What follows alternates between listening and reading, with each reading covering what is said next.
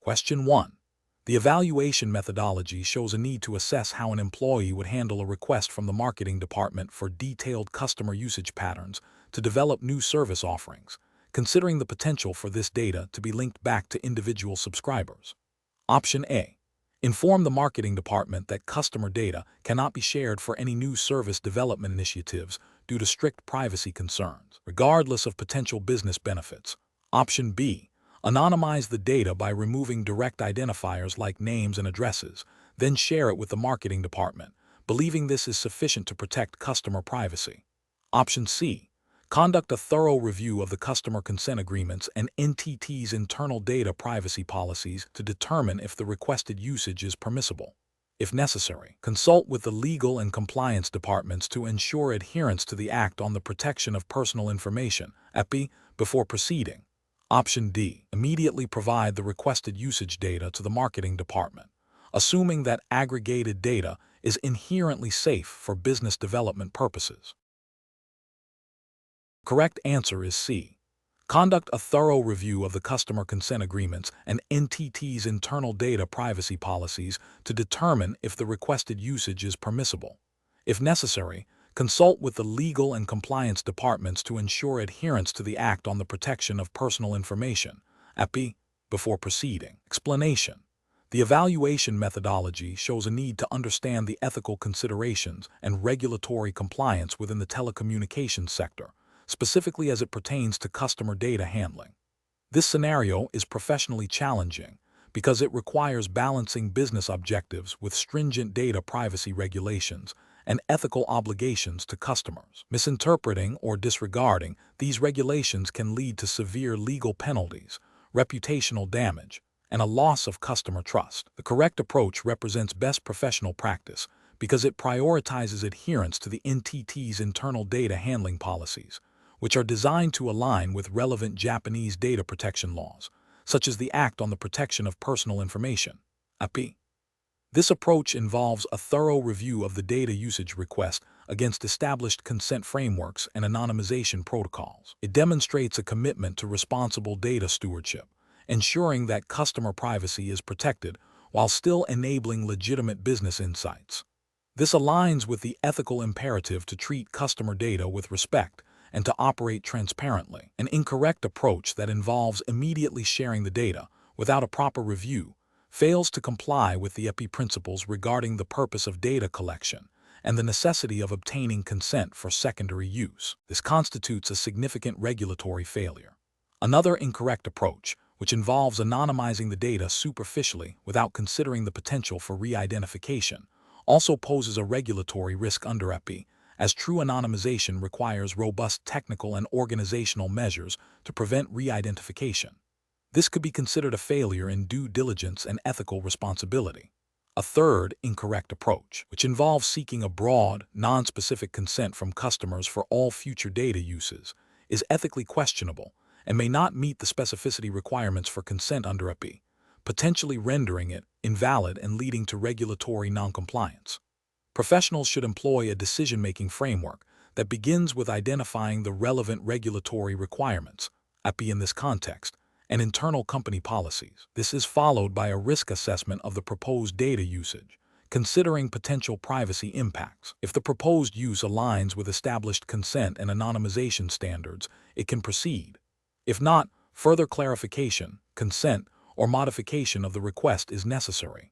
This structured approach ensures that decisions are legally sound, ethically defensible, and aligned with best practices in data governance. Question 2.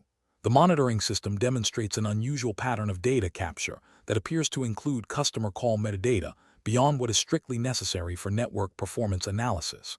Which of the following actions best reflects a compliant and ethical response in accordance with Japanese telecommunications and data privacy regulations? Option A. Assume the pattern is a temporary system anomaly and disregard the captured data, focusing solely on restoring normal network performance monitoring.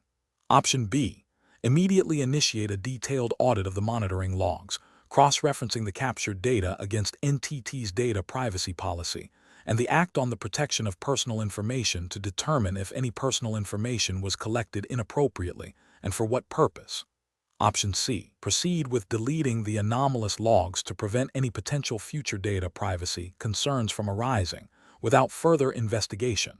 Option D. Continue the current monitoring practices, assuming that any captured metadata is automatically anonymized and therefore poses no privacy risk.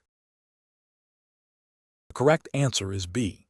Immediately initiate a detailed audit of the monitoring logs, cross-referencing the captured data against NTT's data privacy policy, and the Act on the Protection of Personal Information to determine if any personal information was collected inappropriately and for what purpose.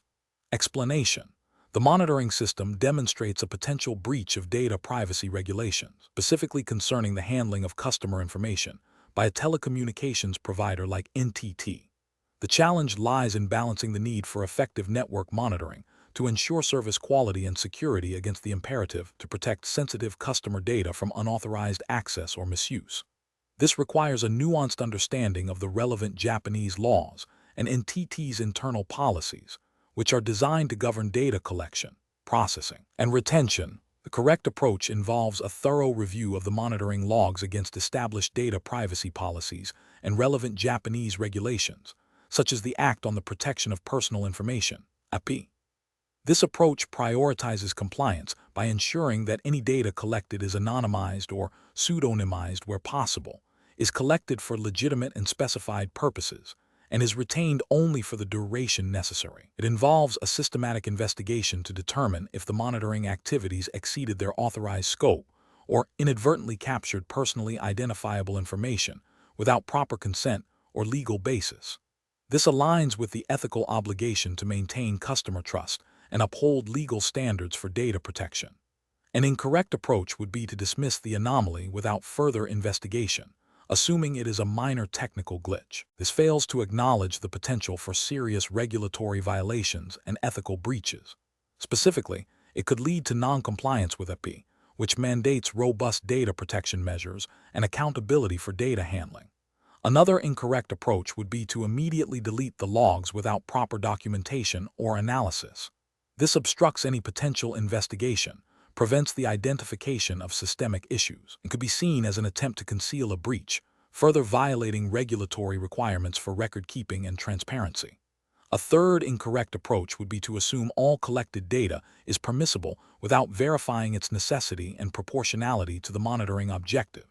This disregards the principle of data minimization, a cornerstone of data privacy, and risks collecting excessive or irrelevant personal information, thereby increasing the likelihood of a privacy violation. Professionals should adopt a structured decision-making process that begins with identifying potential risks, followed by a comprehensive assessment of the situation against legal and policy frameworks. This involves consulting relevant documentation, seeking expert advice if necessary, and implementing corrective actions based on a clear understanding of compliance requirements and ethical responsibility. Question 3. The audit findings indicate that a recent system update at NTT may have inadvertently exposed a subset of customer contact information to unauthorized internal access due to an improperly configured access control list. The auditor has flagged this as a potential violation of data handling protocols. Which of the following actions best addresses this situation in accordance with the principles of the Act on the Protection of Personal Information, AP, and NTT's internal data governance framework? Option A. Focus solely on patching the technical vulnerability that allowed the exposure, assuming that once the system is fixed, the issue is resolved and no further action is required. Option B. Immediately initiate a comprehensive internal investigation to ascertain the extent of the exposure, identify affected individuals, and implement immediate corrective measures to secure the data, followed by a review of access control policies and procedures. Option C. Classify the audit finding as a minor procedural oversight and instruct the IT department to simply revert the system update without further investigation or documentation. Option D. Issue a public statement acknowledging a potential data security incident to maintain transparency with customers, without waiting for the full scope of the issue to be determined. The correct answer is B. Immediately initiate a comprehensive internal investigation to ascertain the extent of the exposure, identify affected individuals, and implement immediate corrective measures to secure the data, followed by a review of access control policies and procedures. Explanation. The audit findings indicate a potential breach of data privacy regulations concerning customer information handled by NTT. This scenario is professionally challenging because it requires a nuanced understanding of NTT's internal policies, Japanese data protection laws, such as the Act on the Protection of Personal Information (AP), and ethical considerations regarding customer trust. The auditor must balance the need for transparency with the protection of sensitive data and the company's operational integrity. The correct approach involves a thorough, documented investigation that adheres strictly to the AP and NTT's internal data handling protocols. This means identifying the specific data involved, the nature of the breach, the individuals affected, and the steps taken to mitigate harm. This approach represents best professional practice because it prioritizes compliance with legal obligations, demonstrates accountability, and lays the groundwork for corrective actions to prevent future incidents. It aligns with the AP principles of lawful processing, purpose limitation, and data security. An incorrect approach would be to dismiss the findings without a proper investigation, citing the potential for negative publicity. This fails to uphold the legal duty to protect personal information as mandated by the AP and erodes customer trust, potentially leading to significant legal and reputational damage. Another incorrect approach would be to immediately disclose all audit findings externally without internal review and remediation. This violates the AP provisions on data security and may expose sensitive customer data unnecessarily, creating further risk. A third incorrect approach would be to focus solely on technical fixes without addressing the underlying procedural or human errors that led to the breach. This neglects the broader responsibility to ensure comprehensive data protection, which includes robust policies and training, as required by the AP. Professionals should approach such situations by first understanding the scope and severity of the potential issue. This involves consulting relevant internal policies and legal frameworks, in this case, the AP.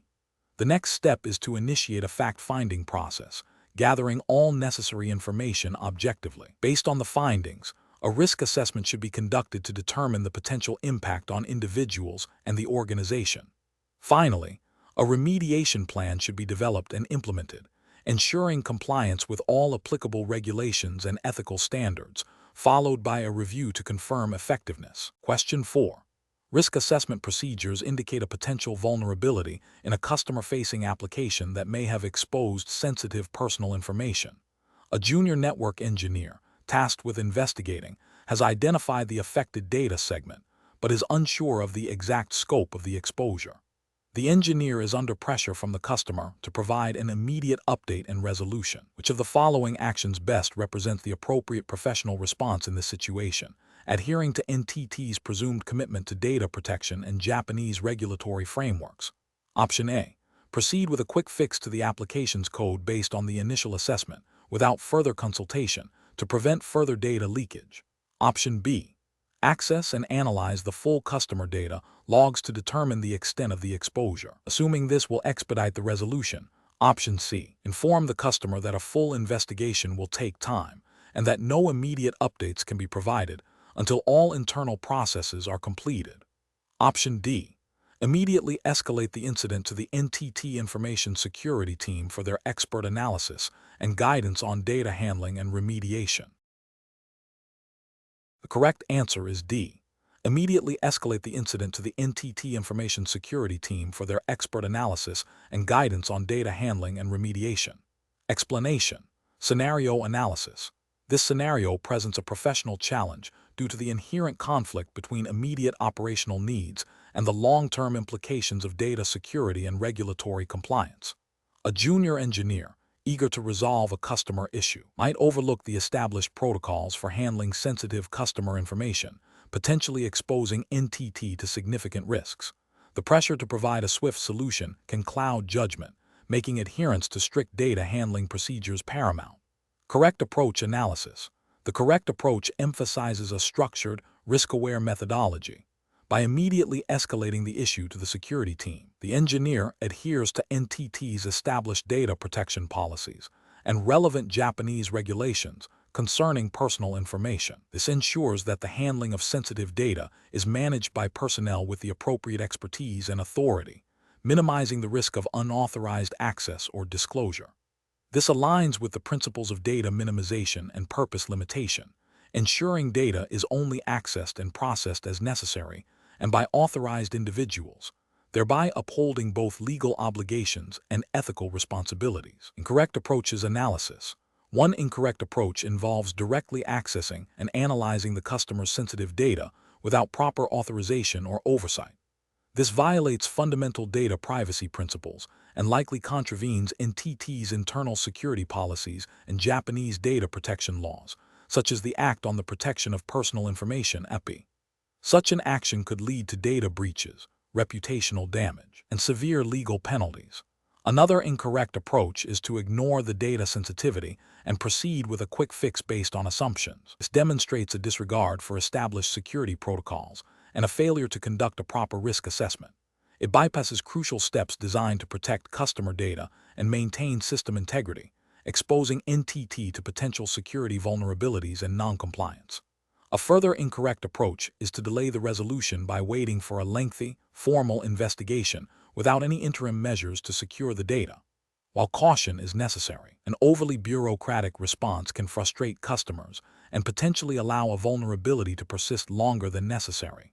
The correct approach balances urgency with security, ensuring that while the issue is addressed promptly, it is done so within a secure and compliant framework.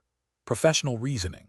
Professionals facing such situations should first identify the core issue and any associated risks, particularly concerning data security and regulatory compliance. They must then consult and strictly adhere to established company policies and relevant legal frameworks.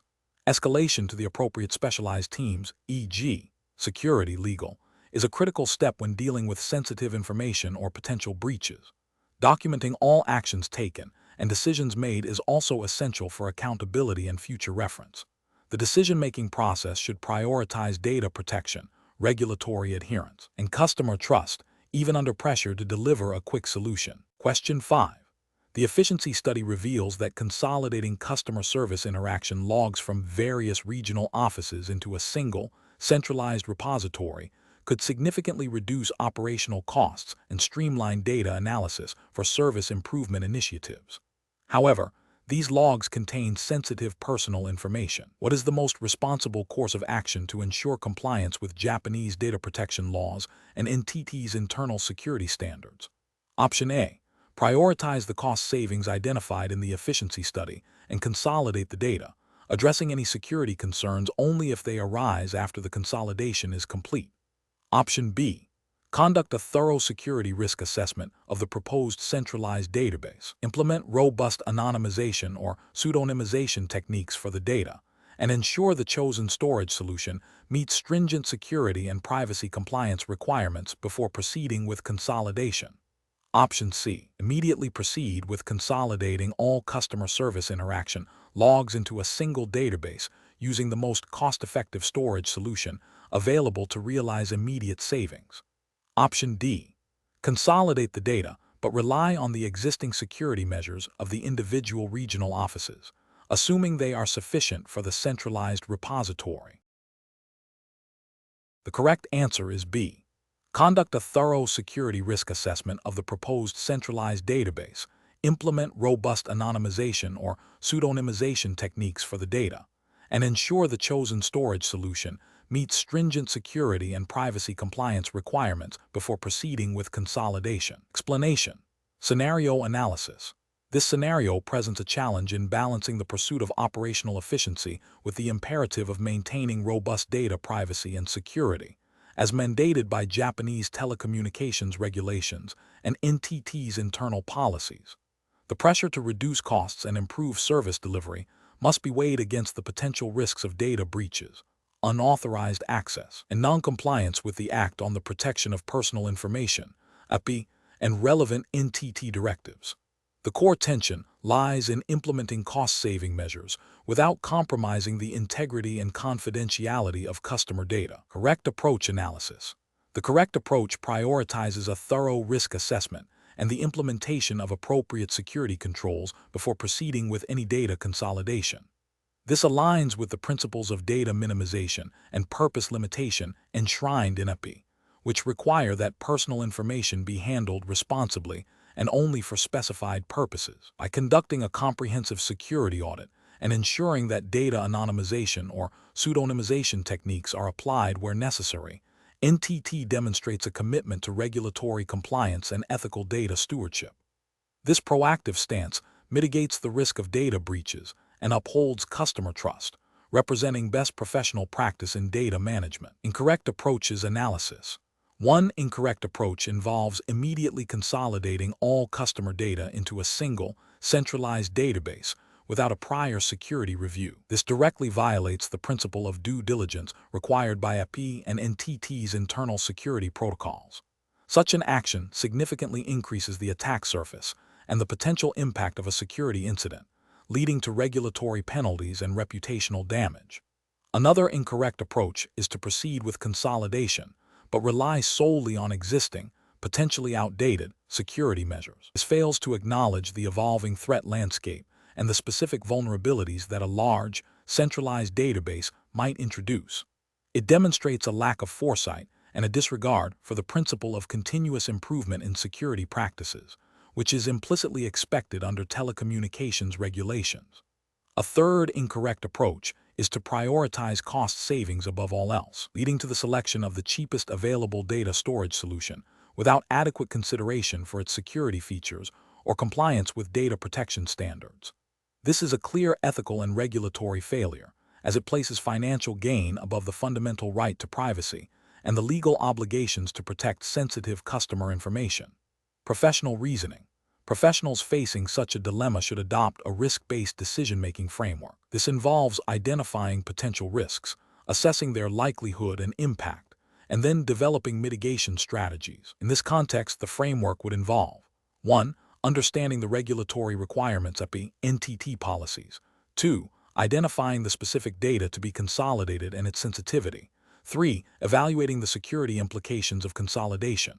4. Assessing the technical and financial feasibility of implementing robust security measures.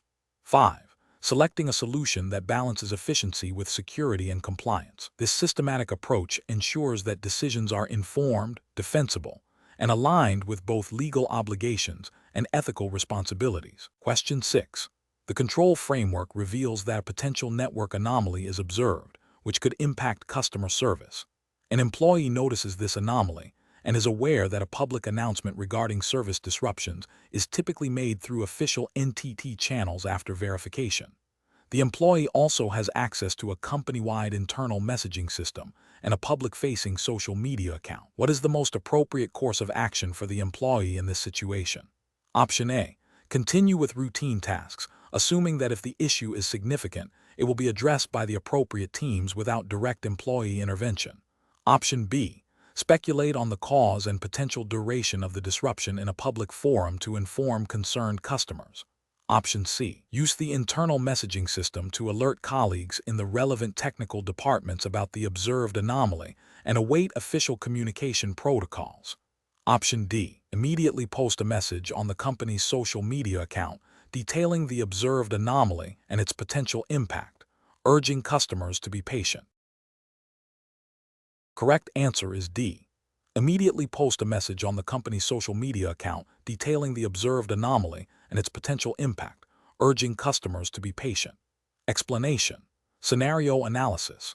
This scenario presents a challenge in balancing the need for rapid information dissemination with the imperative of ensuring accuracy and compliance with NTT's internal communication policies and relevant Japanese telecommunications regulations. The pressure to respond quickly to a potential service disruption, coupled with the uncertainty of the situation, creates a risk of premature or inaccurate communication, which could lead to customer confusion, reputational damage, and potential regulatory scrutiny. Correct approach analysis. The correct approach demonstrates best professional practice by prioritizing verification and adherence to established communication protocols. This aligns with the principles of responsible information management and customer trust, which are paramount in the telecommunications industry. By consulting the designated internal communication channels and awaiting official confirmation, the employee upholds NTT's commitment to accurate and authorized public statements. This proactive adherence to internal policy and regulatory guidelines prevents the spread of misinformation, which is a critical ethical and legal obligation. Incorrect approaches analysis. One incorrect approach involves immediately posting unverified information on social media.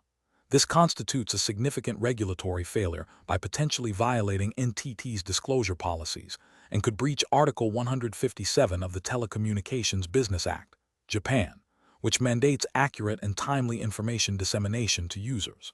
Ethically, it erodes customer trust and demonstrates a lack of professional diligence. Another incorrect approach is to speculate about the cause and impact of the disruption without official confirmation. This is professionally unsound, as it can lead to the spread of rumors and misinformation, causing unnecessary panic among customers. It also bypasses established internal reporting and verification procedures, which are designed to ensure that all public communications are accurate and authorized, thereby failing to meet the standards of responsible corporate communication. A third incorrect approach is to ignore the potential disruption and continue with routine tasks without any internal reporting. This represents a failure to adhere to NTT's incident management protocols and potentially a breach of the duty of care owed to customers under Japanese law. By not escalating the observed issue, the employee risks exacerbating the problem and delaying necessary remedial actions, which could have severe consequences for service continuity and customer satisfaction. Professional reasoning. Professionals facing such situations should employ a structured decision-making process. First, they must identify the potential issue and its immediate implications. Second, they should consult internal policies and procedures for incident reporting and communication. Third, they must seek official confirmation and guidance from designated internal authorities before taking any external action. This systematic approach ensures that all communications are accurate, authorized, and compliant with relevant regulations, thereby safeguarding the company's reputation and customer trust. Question 7. The control framework reveals a potential, unconfirmed service disruption impacting a significant customer segment. The technical team is investigating, but definitive root cause and impact analysis are not yet complete. What is the most appropriate immediate course of action for the communications department to ensure both timely customer awareness and regulatory compliance? Option A. Issue a preliminary public statement acknowledging a potential issue and assuring customers that NTT is investigating, while simultaneously initiating internal verification and consulting relevant communication policies. Option B. Rely on social media channels and informal updates from individual employees to inform customers about the situation as information becomes available. Option C. Wait for the technical team to provide a complete and verified report before initiating any external communication, regardless of the duration. Option D. Immediately issue a detailed public statement outlining the suspected cause and expected resolution time, based on initial informal reports from the technical team. The correct answer is A. Issue a preliminary public statement acknowledging a potential issue and assuring customers that NTT is investigating, while simultaneously initiating internal verification and consulting relevant communication policies. Explanation. Scenario analysis. This scenario presents a challenge in balancing the need for rapid information dissemination with the imperative of ensuring accuracy and compliance with NTT's internal communication policies and relevant Japanese telecommunications regulations. The pressure to respond quickly to a potential service disruption, coupled with the uncertainty of the situation, creates a risk of premature or inaccurate communication, which could lead to customer confusion, reputational damage, and potential regulatory scrutiny. Correct approach analysis. The correct approach involves a multi-step process that prioritizes verification and internal alignment before external communication. This aligns with best professional practices for crisis communication and regulatory compliance. Specifically, it emphasizes 1. Internal verification, confirming the nature and scope of the issue with the relevant technical teams. This ensures that any external communication is based on factual information, preventing the spread of misinformation. 2. Policy adherence, consulting NTT's established communication protocols for service disruption. These protocols are designed to ensure consistent, accurate, and timely messaging, and adherence is a fundamental aspect of good corporate governance and regulatory compliance in Japan. 3. Stakeholder notification, informing key internal stakeholders, e.g., customer support, legal, public relations to ensure a coordinated response. This prevents conflicting messages and allows for appropriate preparation. 4. Measured external communication.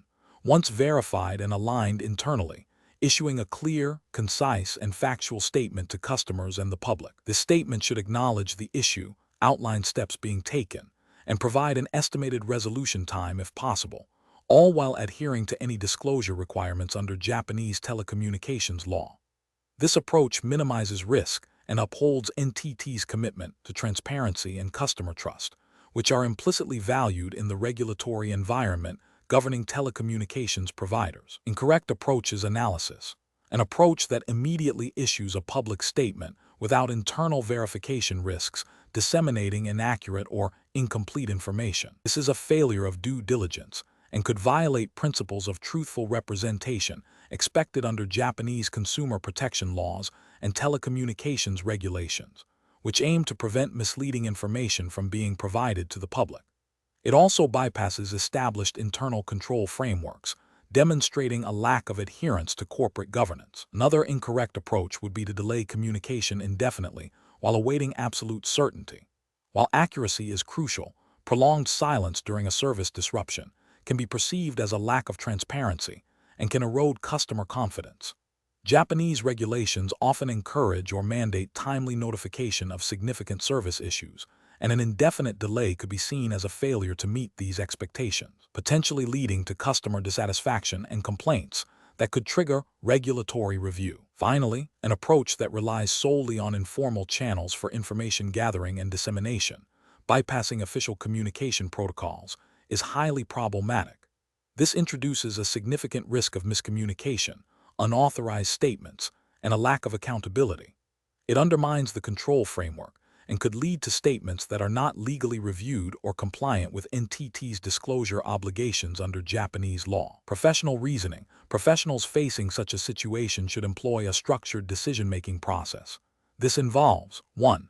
Situation assessment, quickly understanding the potential impact and urgency of the issue. 2. Information gathering, actively seeking verified information from reliable internal sources. 3. Policy and regulatory review, consulting relevant internal policies and applicable Japanese laws and regulations concerning service disruptions and public communication. 4. Risk evaluation, assessing the potential consequences of different communication strategies. 5. Coordinated action, engaging with relevant internal departments to ensure a unified and compliant response. 6. Clear and timely communication, executing the communication plan once it meets all verification and compliance requirements. Question 8.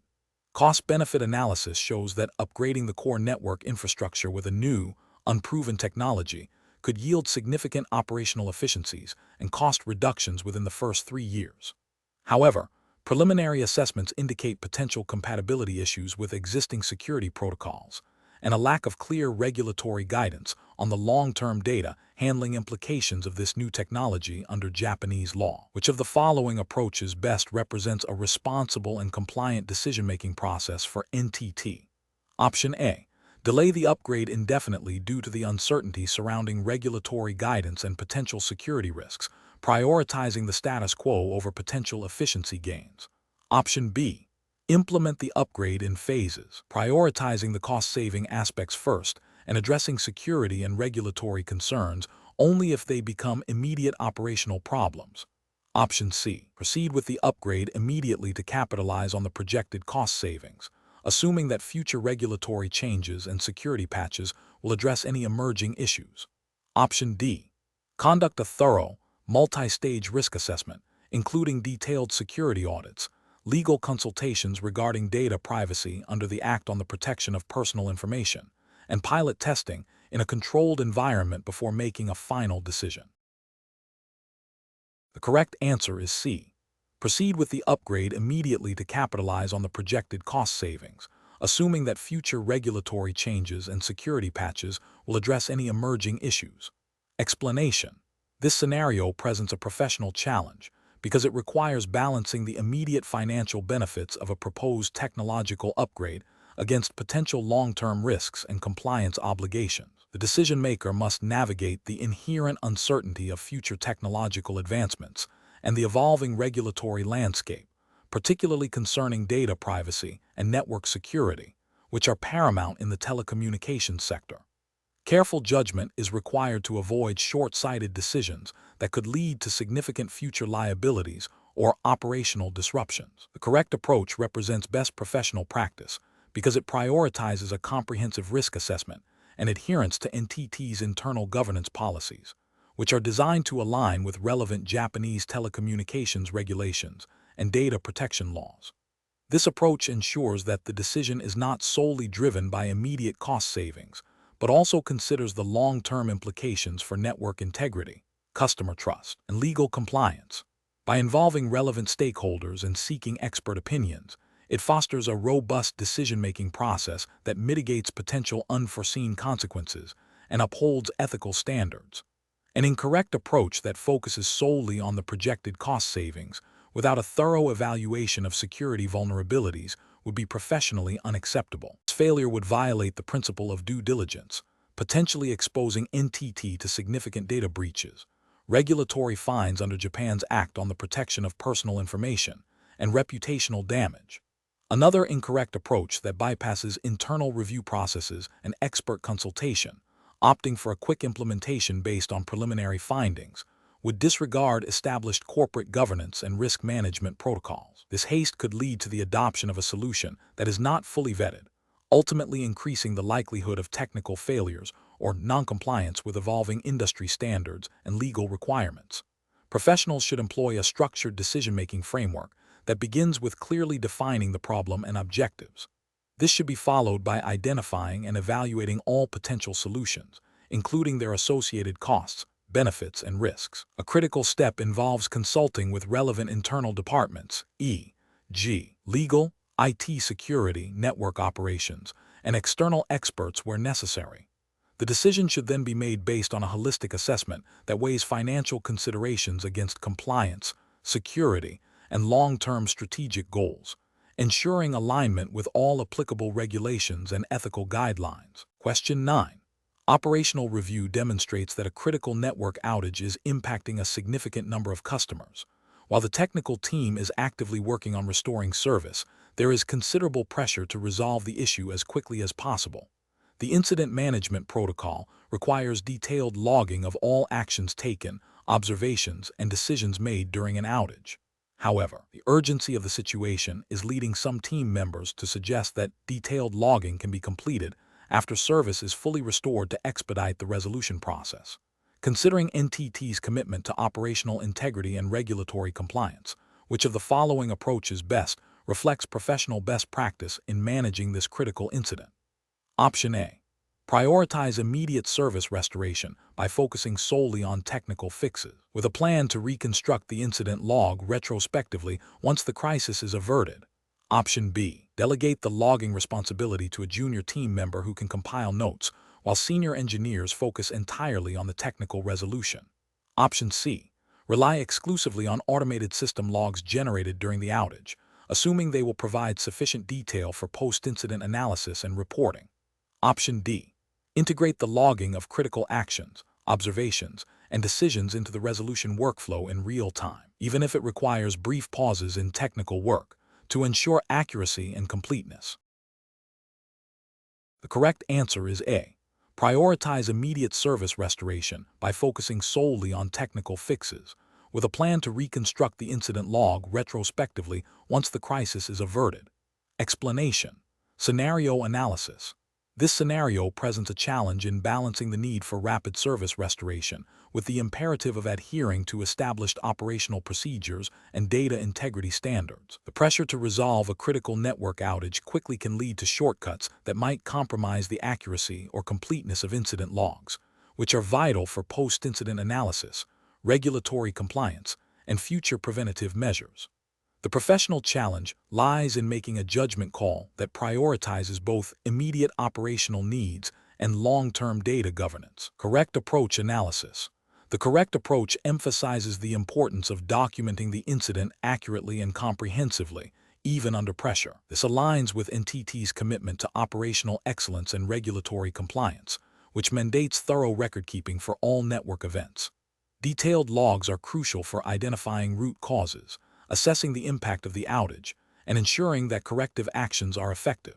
Furthermore, accurate documentation is a cornerstone of good corporate governance and can be critical in demonstrating due diligence to regulatory bodies. This approach upholds the principle of accountability and transparency in network operations.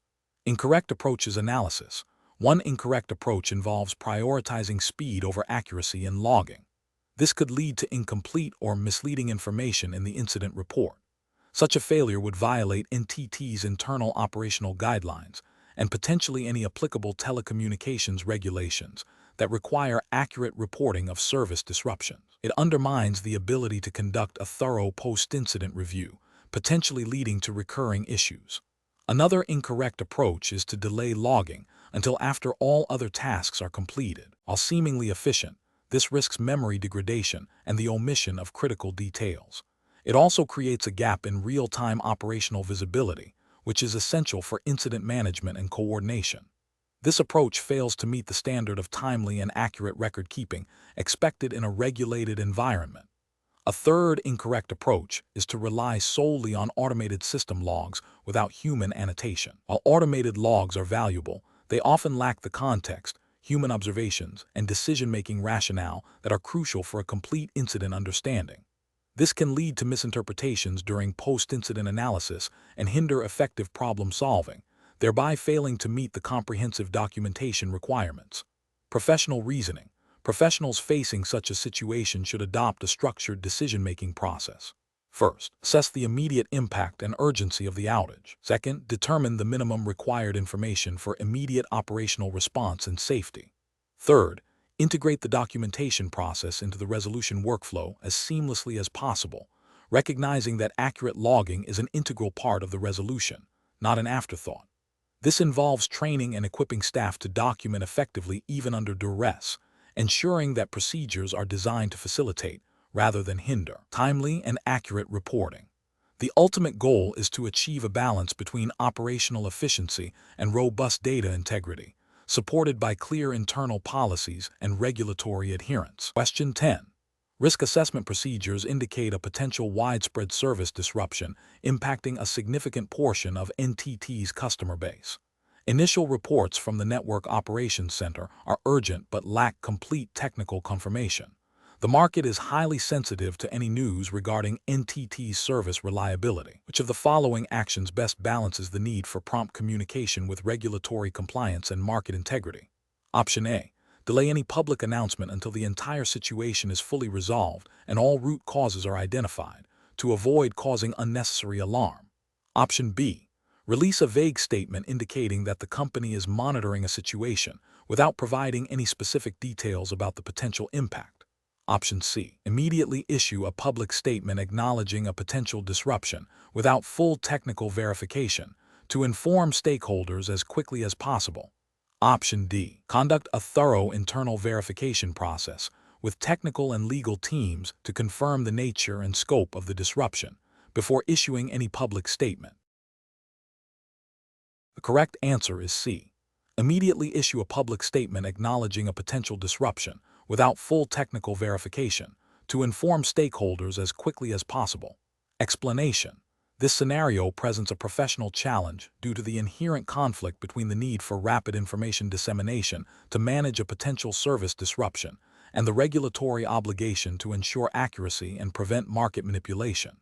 NTT, as a publicly traded company, must adhere to strict disclosure rules to maintain market integrity and protect investors. The pressure to act quickly in a crisis must be balanced against the legal and ethical imperative to provide truthful and complete information. The correct approach, which involves a thorough internal verification process before any public announcement, represents best professional practice. This aligns with the principles of accurate and timely disclosure mandated by Japanese financial regulations, such as the Financial Instruments and Exchange Act (FIA). By confirming the nature and scope of the potential disruption with relevant technical teams and legal counsel, NTT ensures that any public statement is factual, avoids speculation, and mitigates the risk of misleading the market. This proactive verification process is crucial for maintaining investor confidence and regulatory compliance. An incorrect approach that prioritizes immediate, unverified public disclosure would be professionally unacceptable. This would likely violate FIA provisions requiring truthful and non-misleading disclosures. Such an action could lead to significant penalties, reputational damage, and potential legal action from investors who acted on inaccurate information. Another incorrect approach, which is to delay any announcement indefinitely while the situation is being assessed, also poses a significant risk. This could be interpreted as a failure to disclose material information in a timely manner, which is also a violation of disclosure regulations and could lead to accusations of market manipulation or insider trading if information leaks. A third incorrect approach, which is to release a vague statement without specific details, fails to meet the spirit of transparency and could still be considered misleading if it doesn't adequately inform the market about the potential impact. Professionals in such situations should employ a structured decision-making process. This involves 1. Immediately activating the crisis communication protocol. 2.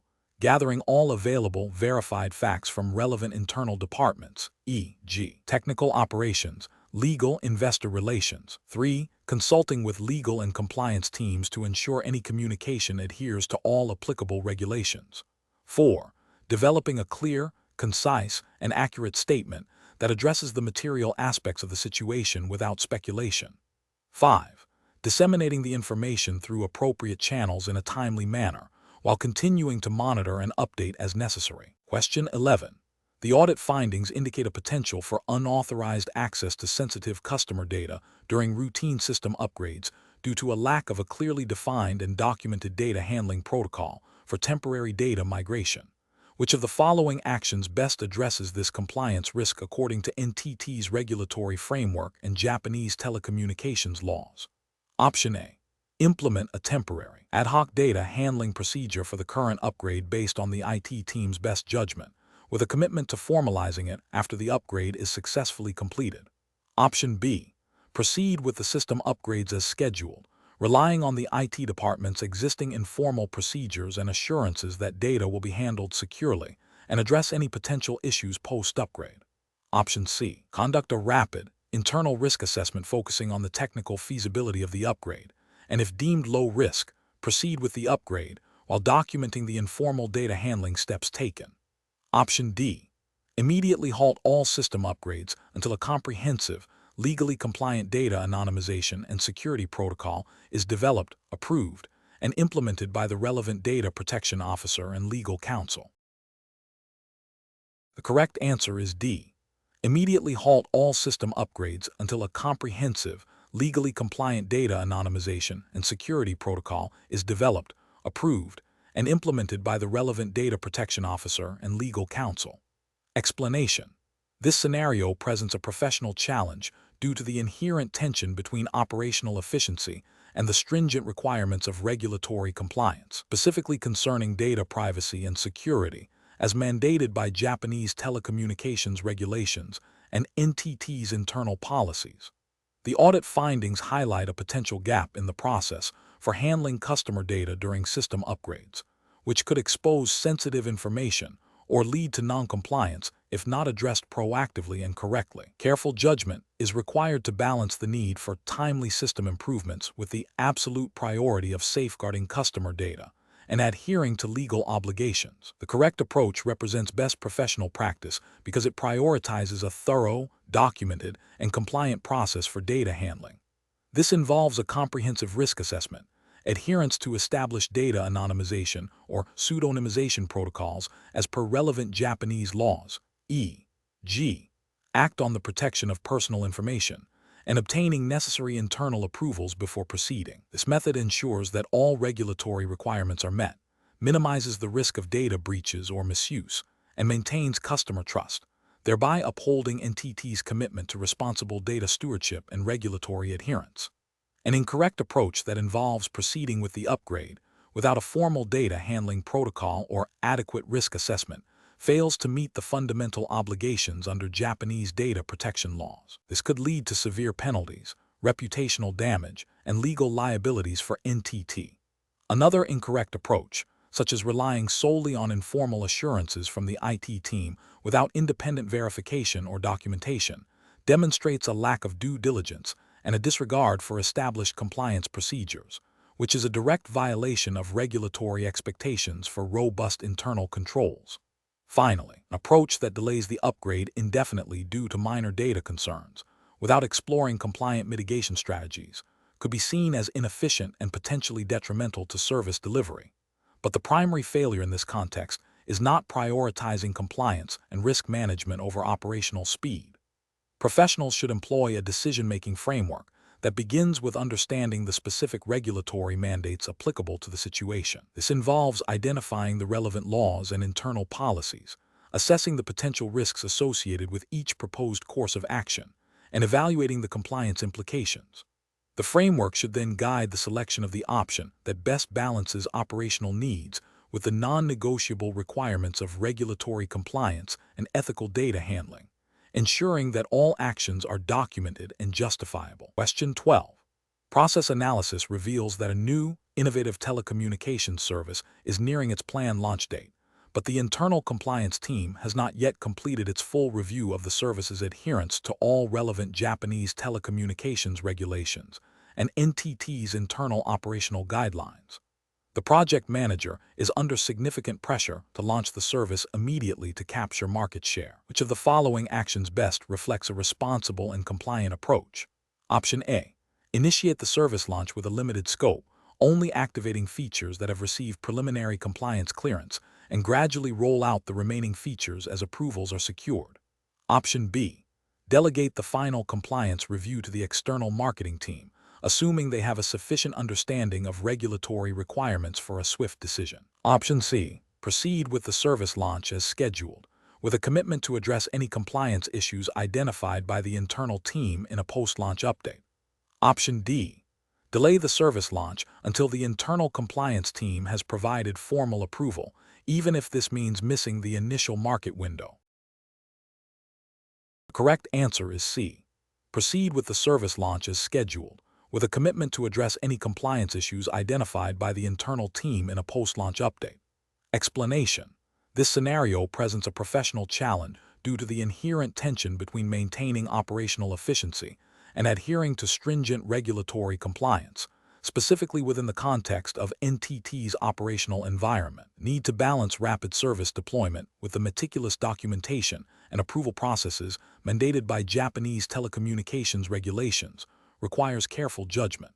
The correct approach represents best professional practice because it prioritizes a proactive and integrated compliance strategy.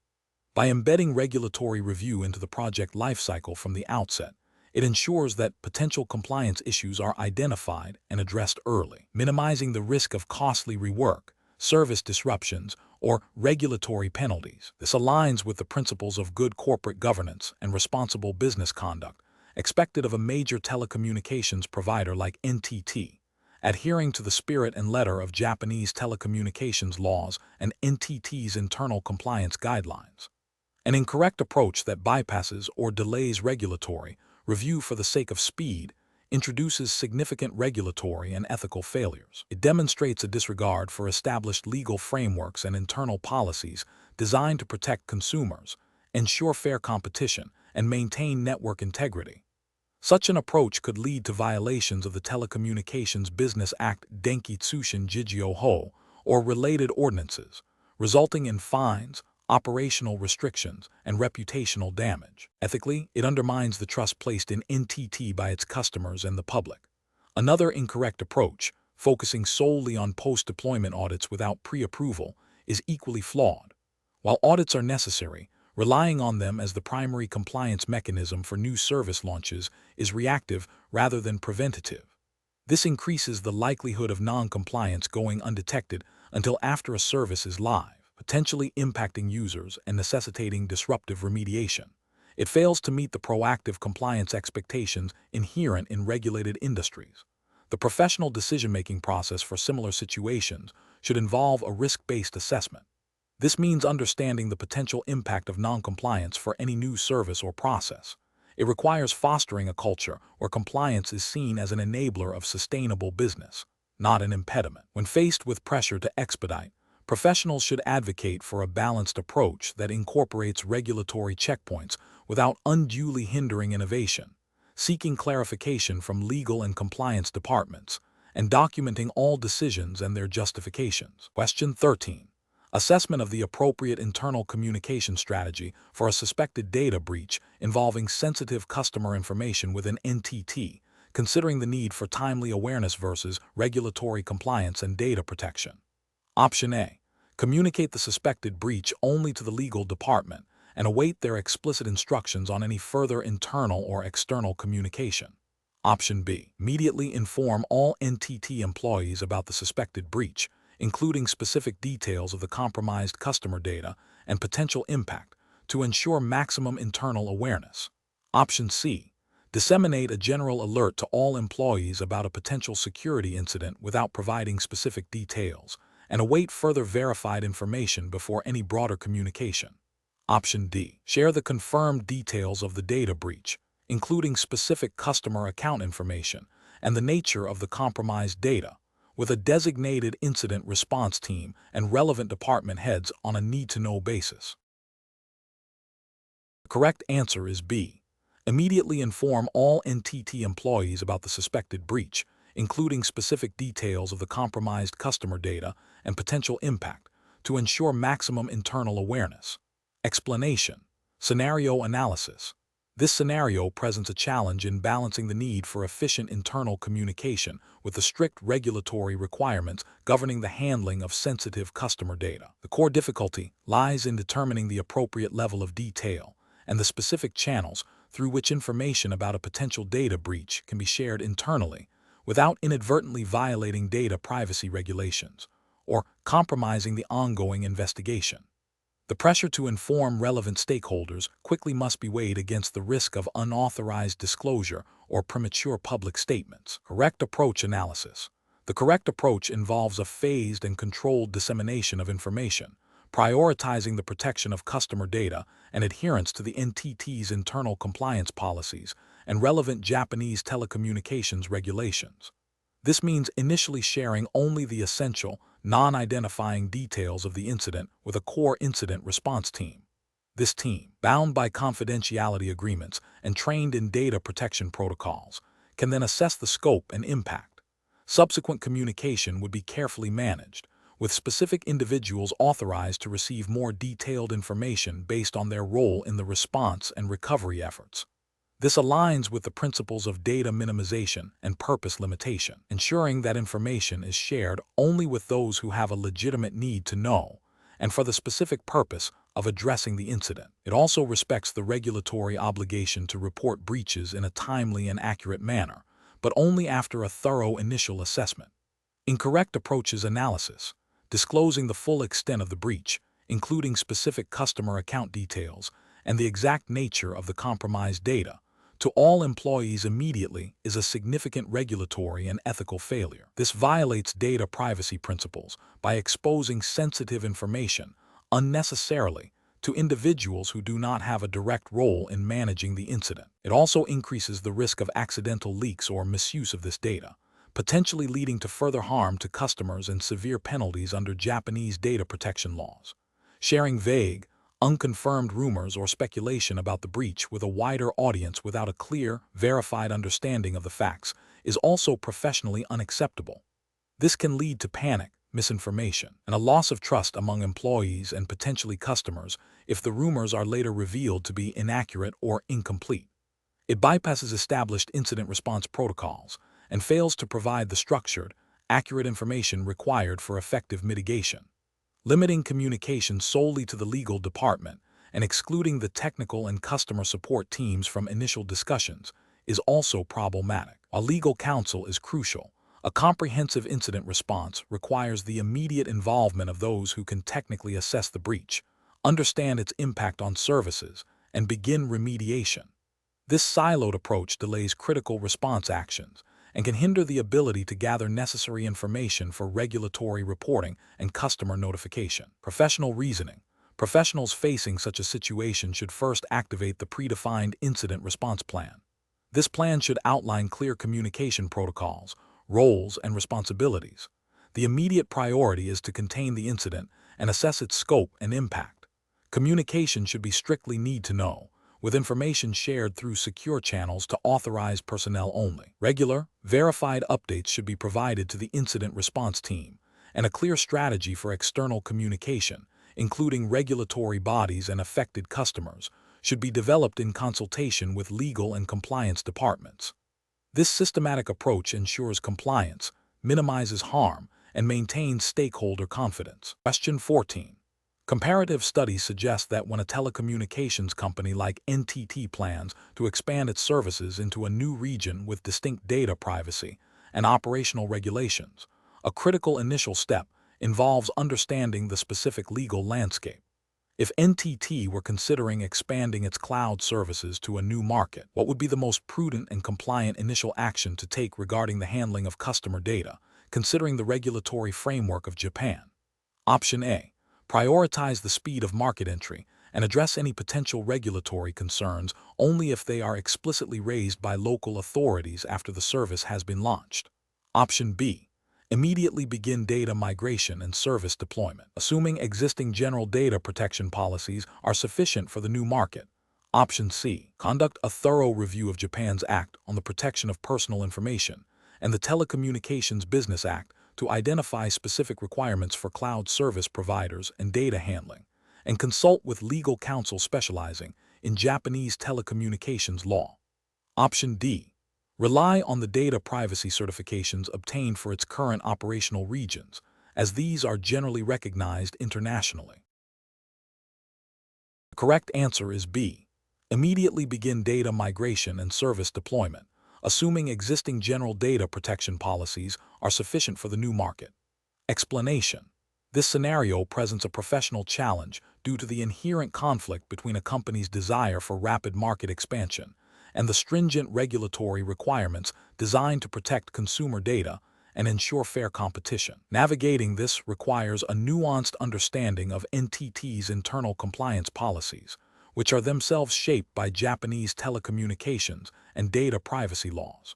The core difficulty lies in balancing business objectives with legal obligations, particularly when dealing with sensitive customer information. The correct approach represents best professional practice because it prioritizes adherence to the Telecommunications Business Act and the Act on the Protection of Personal Information. By proactively seeking legal counsel and conducting a thorough internal review of data handling procedures against these specific Japanese regulations, the company demonstrates a commitment to lawful operations and ethical data stewardship. This approach mitigates legal risks, builds customer trust, and ensures long-term sustainability, aligning with the principles of responsible business conduct expected within the Japanese regulatory environment. An incorrect approach that involves proceeding with the expansion without a comprehensive legal review fails to acknowledge the critical importance of data privacy and telecommunications regulations. This would constitute a direct violation of the Act on the Protection of Personal Information, potentially leading to severe penalties, reputational damage, and loss of customer confidence. Another incorrect approach, focusing solely on market speed and assuming existing general compliance is sufficient, ignores the specific nuances and requirements of Japanese law, particularly concerning cross-border data transfers or the handling of subscriber information, which are heavily regulated. This oversight could lead to unintended breaches of specific provisions within the Telecommunications Business Act. A third incorrect approach, attempting to circumvent or interpret regulations in a way that favors business expediency over strict compliance, is ethically unsound and legally perilous, risking significant sanctions and undermining the integrity of the company's operations. Professionals should employ a decision-making framework that begins with identifying all relevant legal and regulatory obligations specific to the Japanese market. This involves consulting with internal legal and compliance teams, and if necessary, external legal experts specializing in telecommunications and data privacy law in Japan. The next step is to assess the proposed business activities against these identified regulations, identifying any potential gaps or areas of non-compliance.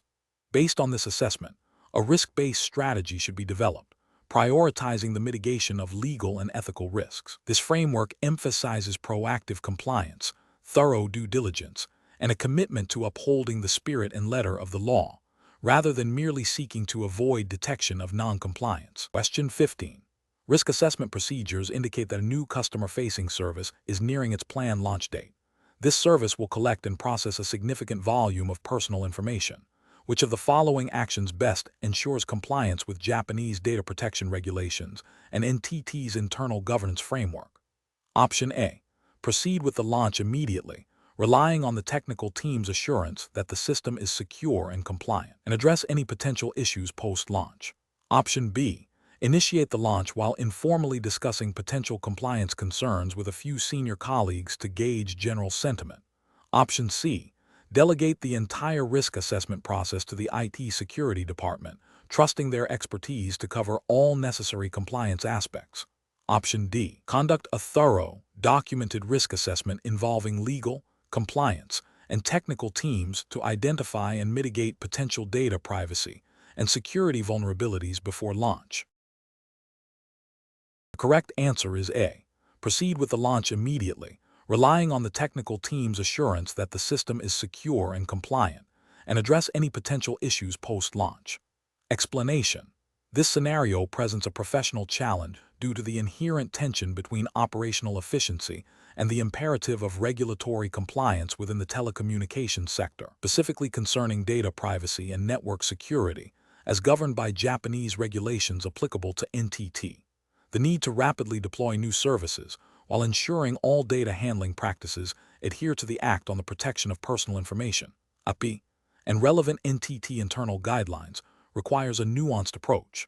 The challenge lies in balancing speed with thoroughness, ensuring that potential risks are identified and mitigated proactively, rather than reactively. The correct approach represents best professional practice because it prioritizes a comprehensive and documented risk assessment process before the deployment of any new service. This aligns directly with the proactive compliance principles embedded in API, which mandates that organizations take appropriate measures to protect personal information. By involving relevant stakeholders, including legal, compliance, and technical teams, the assessment ensures that all potential data privacy and security vulnerabilities are identified and addressed according to established NTT protocols and Japanese legal requirements. This systematic approach minimizes the likelihood of regulatory breaches, reputational damage, and financial penalties. An incorrect approach that focuses solely on the speed of deployment without a formal risk assessment would represent a significant regulatory and ethical failure. This would violate the spirit and letter of API, which requires due diligence in data protection. Such an approach could lead to the inadvertent exposure of sensitive customer data, resulting in severe penalties under Japanese law and a loss of customer trust.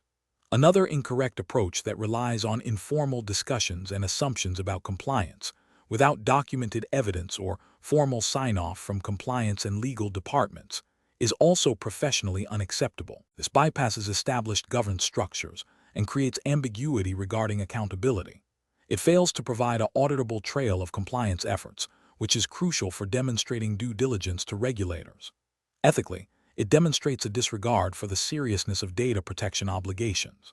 A third incorrect approach that delegates the entire risk assessment to the technical team without adequate input from legal and compliance experts is also flawed. While technical teams are vital for understanding system vulnerabilities, they may lack the specialized knowledge of data privacy laws and regulatory nuances required for a comprehensive assessment. This can lead to overlooking critical legal requirements and ethical considerations, potentially exposing the company to significant risks.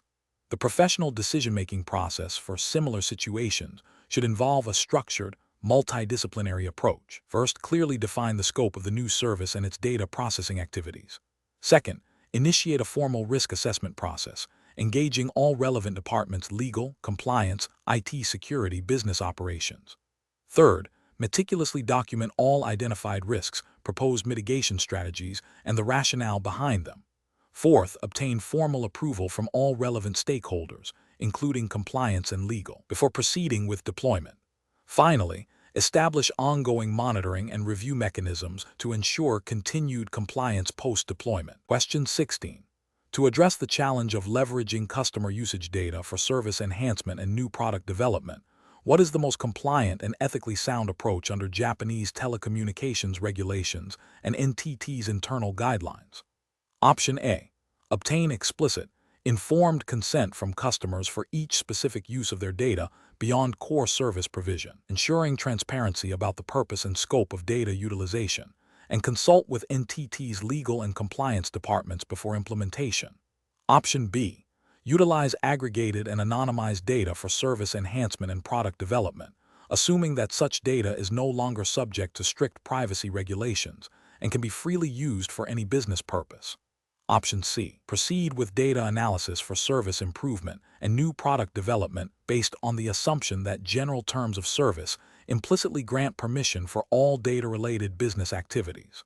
Option D. Prioritize the potential business benefits and competitive advantages derived from comprehensive data analysis, and only seek legal counsel if a specific customer complaint arises regarding data usage. Correct answer is A. Obtain explicit, informed consent from customers for each specific use of their data beyond core service provision, ensuring transparency about the purpose and scope of data utilization, and consult with NTT's legal and compliance departments before implementation. Explanation. Scenario analysis. This scenario presents a professional challenge related to regulatory compliance within the context of NTT's operations. The core difficulty lies in balancing the need for efficient data handling and service provision with the stringent requirements of Japanese telecommunications law and NTT's internal ethical guidelines. Specifically, the challenge involves interpreting and applying regulations concerning customer data privacy and the permissible uses of that data, especially when it intersects with potential service improvements or new product development. Misinterpreting these regulations can lead to significant legal penalties, reputational damage, and a loss of customer trust.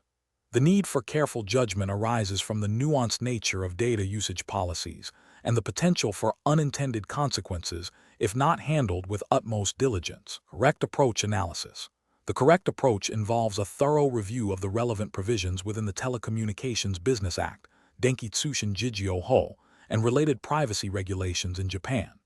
This includes understanding the definitions of personal information, consent requirements for data processing, and limitations on data aggregation and anonymization for secondary use.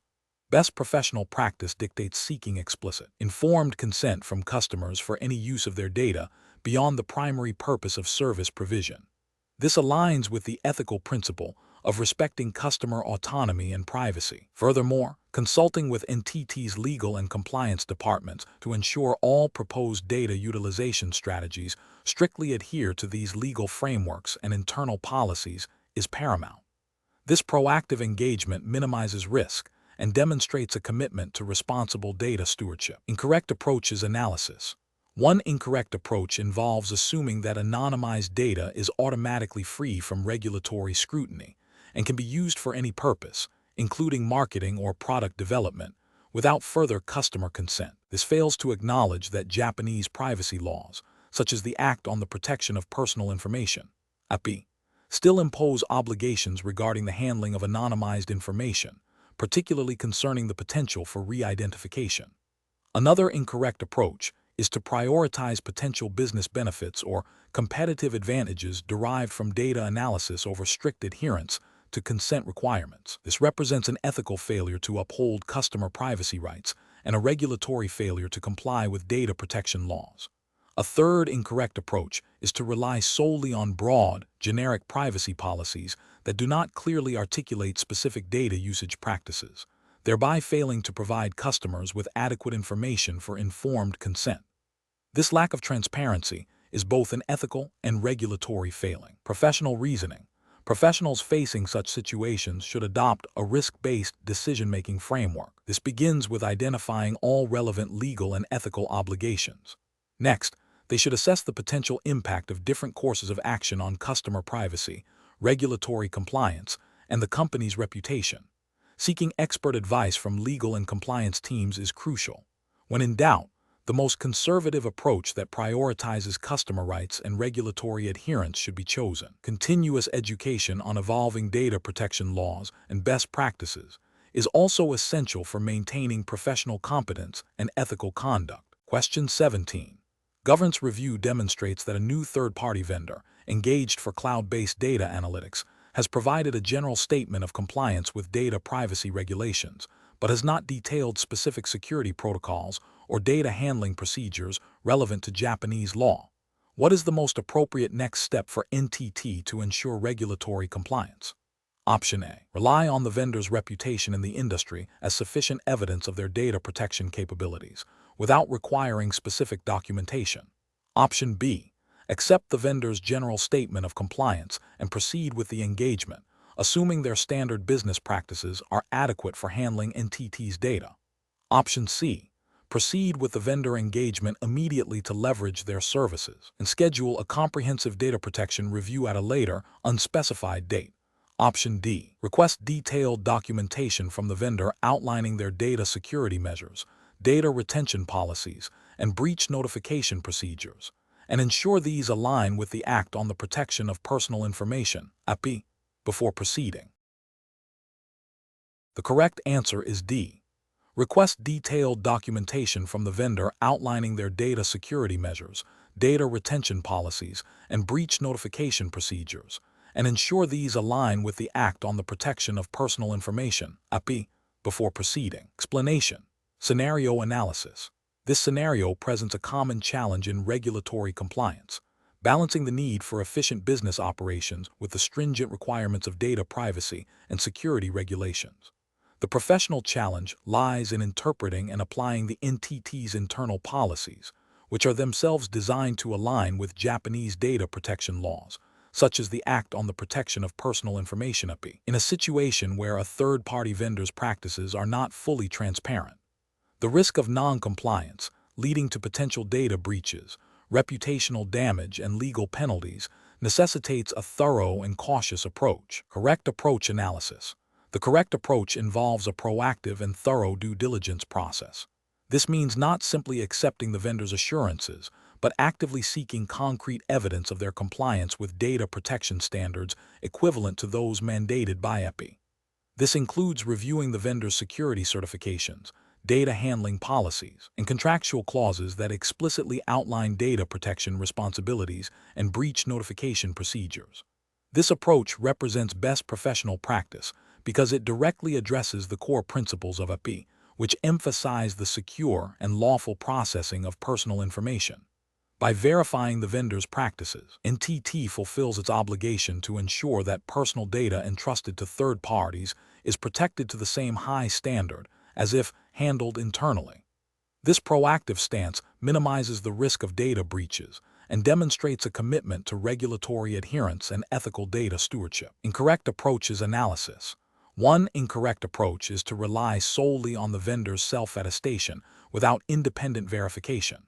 This fails to meet the due diligence requirements of API, which implicitly mandates a reasonable level of scrutiny to ensure data protection, creates a significant regulatory and ethical failure by assuming compliance rather than confirming it, leaving NTT vulnerable to breaches caused by the vendor's inadequate practices. Another incorrect approach is to proceed with the vendor engagement based on the assumption that their existing business practices are sufficient, without any specific review of their data handling. This is a direct violation of the principle of accountability under API, which requires organizations to demonstrate how they are protecting personal data. It ignores the potential for differing standards and practices between NTT and the vendor, leading to a gap in data security. A third incorrect approach is to prioritize the speed of vendor onboarding over thorough compliance checks, perhaps by deferring detailed data protection reviews to a later stage.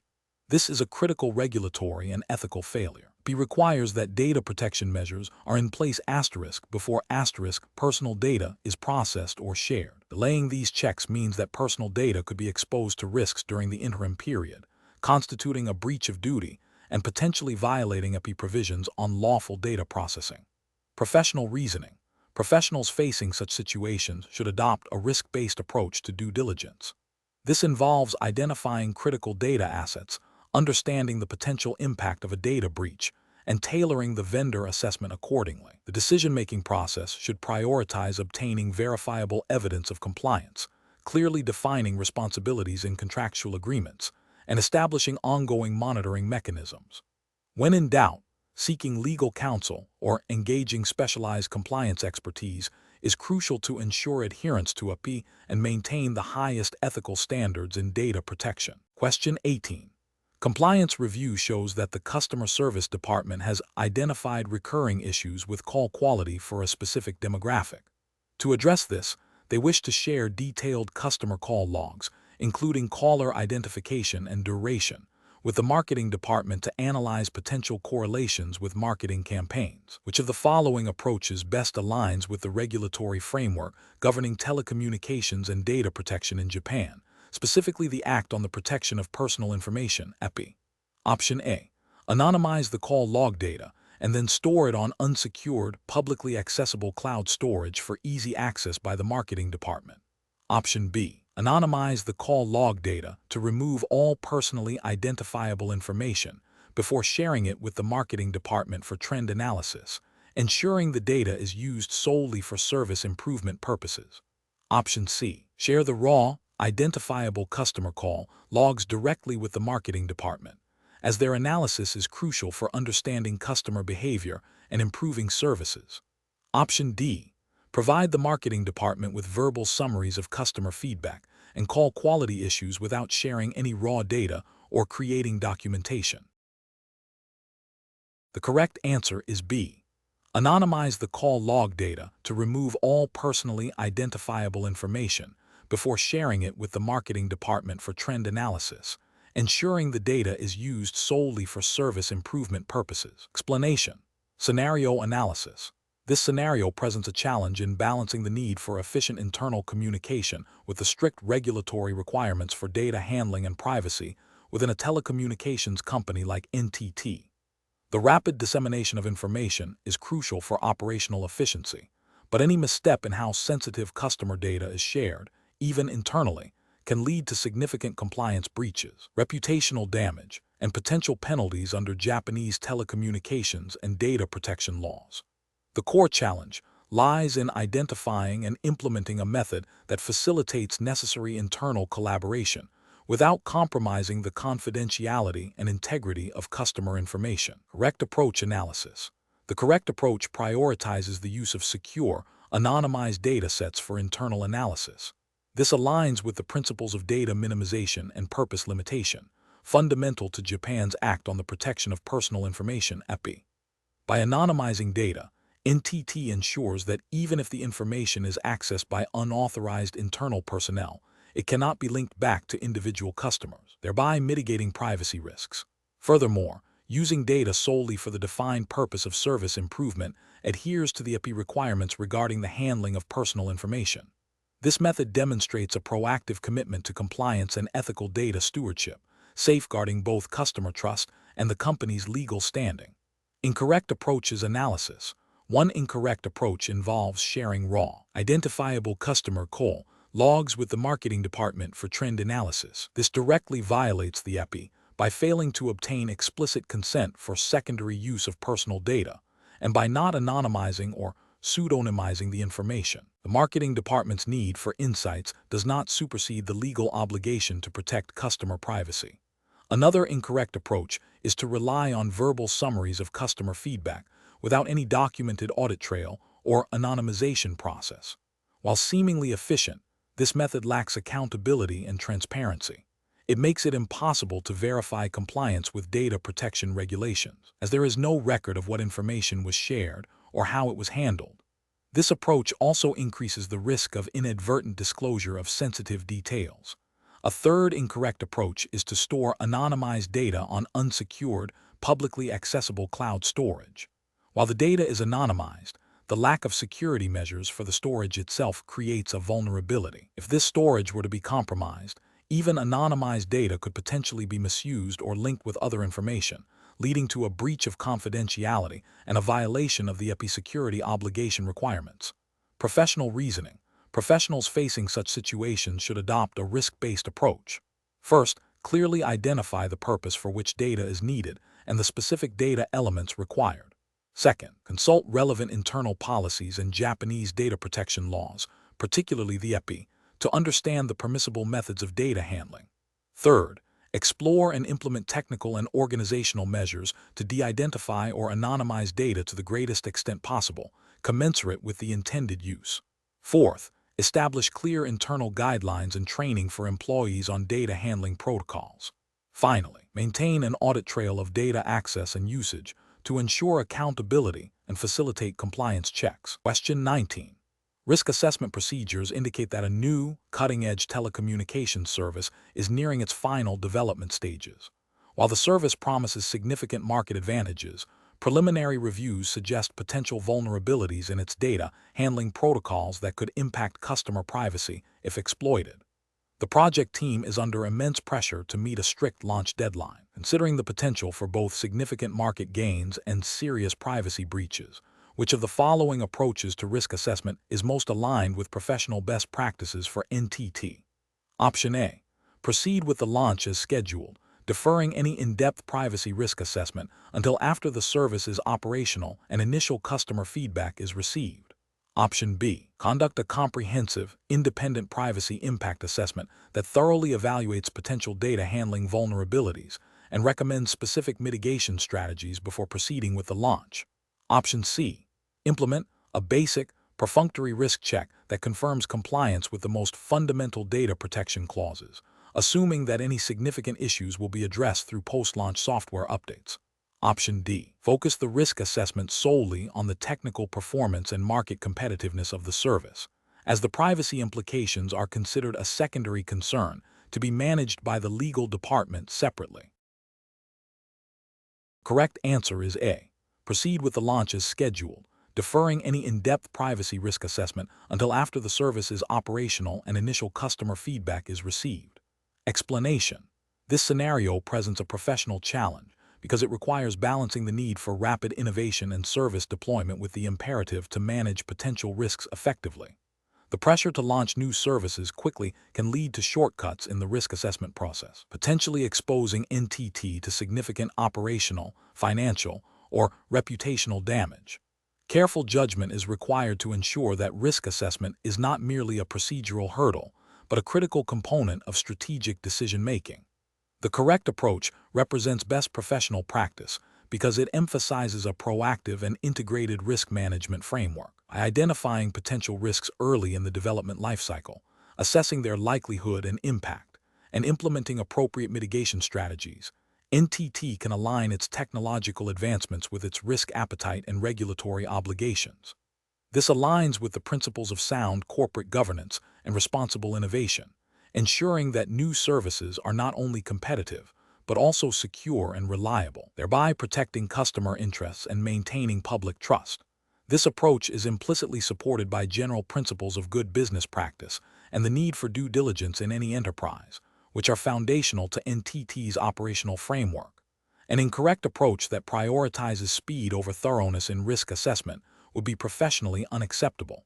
This failure would constitute a breach of due diligence, potentially leading to the deployment of services with unaddressed vulnerabilities. Such a lapse could result in service disruptions, data breaches, or financial losses, all of which would damage NTT's reputation and could lead to regulatory scrutiny and penalties. Ethically, it represents a failure to adequately protect stakeholders, including customers and shareholders, from foreseeable harm.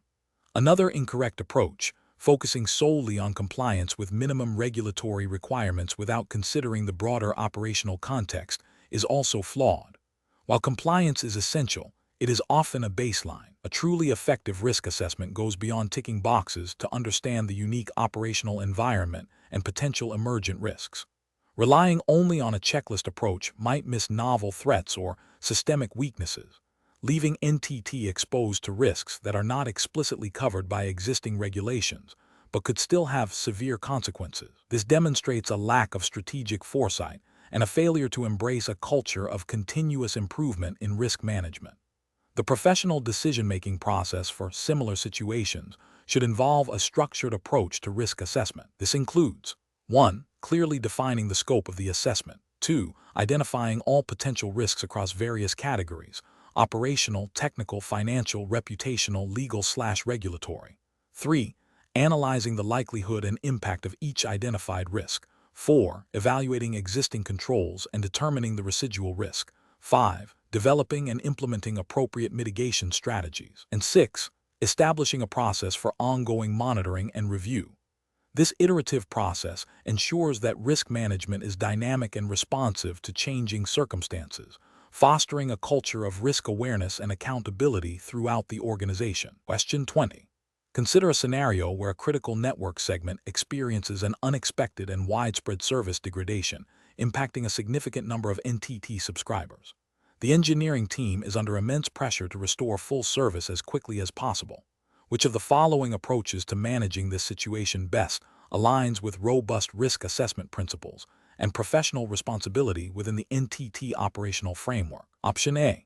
Delegate the entire risk assessment and solutioning process to the most senior engineer on duty, trusting their extensive experience to guide the immediate actions. Option B.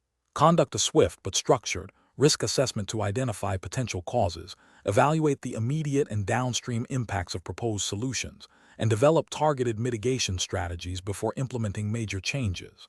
Option C. Immediately implement a series of rapid, uncoordinated technical adjustments based on the most common historical failure modes, prioritizing speed of restoration above all else. Option D. Rely solely on automated system alerts and historical performance data to diagnose the issue and implement the most frequently successful past solutions without further human analysis. Correct answer is C. Immediately implement a series of rapid, uncoordinated technical adjustments based on the most common historical failure modes, prioritizing speed of restoration above all else. Explanation. This scenario presents a professional challenge because it requires balancing the need for rapid decision-making in a crisis with the imperative to conduct a thorough and compliant risk assessment. The pressure to restore service quickly can lead to overlooking critical risk factors, potentially resulting in further disruptions or regulatory noncompliance. Careful judgment is required to ensure that immediate actions do not compromise long-term stability or adherence to NTT's internal risk management frameworks and any applicable Japanese telecommunications regulations. The correct approach represents best professional practice because it prioritizes a structured and documented risk assessment process, even under duress. This aligns with the principles of good corporate governance and operational resilience expected of a major telecommunications provider like NTT. By systematically identifying potential risks, evaluating their impact and likelihood, and developing mitigation strategies, the team ensures that the restoration efforts are not only swift, but also responsible and sustainable. This proactive and methodical approach minimizes the chance of unforeseen consequences and demonstrates a commitment to robust risk management, which is implicitly or explicitly required by telecommunications industry standards and regulatory expectations in Japan concerning service continuity and disaster preparedness. An incorrect approach that focuses solely on immediate technical fixes without a commensurate risk assessment fails to acknowledge the interconnectedness of network components and the potential for cascading failures. This could lead to a situation where a quick fix exacerbates an underlying issue or introduces new vulnerabilities, potentially violating NTT's internal operational risk policies and any regulatory mandates for service reliability. Another incorrect approach, which relies on historical data without considering the unique context of the current incident, might overlook novel threats or the specific vulnerabilities exposed by the current event. This could result in inadequate mitigation strategies, leading to a recurrence of the problem or a failure to address the root cause, which would be a deviation from best practices in risk management and potentially a breach of service-level agreements or regulatory expectations for fault resolution. An approach that delegates the risk assessment entirely to a single individual without broader consultation risks a narrow perspective and potential bias, failing to leverage the collective expertise within the organization and potentially overlooking critical interdependencies, which is contrary to established risk management principles and NTT's likely internal protocols for significant incidents. The professional decision-making process for similar situations should involve a clear incident response framework that mandates a risk assessment phase, even if expedited. This framework should define roles and responsibilities, establish communication protocols, and outline the minimum requirements for risk identification and mitigation before significant operational changes are implemented. Professionals should be trained to recognize the signs of a potential crisis, activate the appropriate response teams, and understand the importance of documenting all decisions and actions taken, particularly those related to risk management. The process should encourage a balance between speed and thoroughness, recognizing that a well-executed, albeit rapid, risk assessment is a cornerstone of effective crisis management and operational resilience.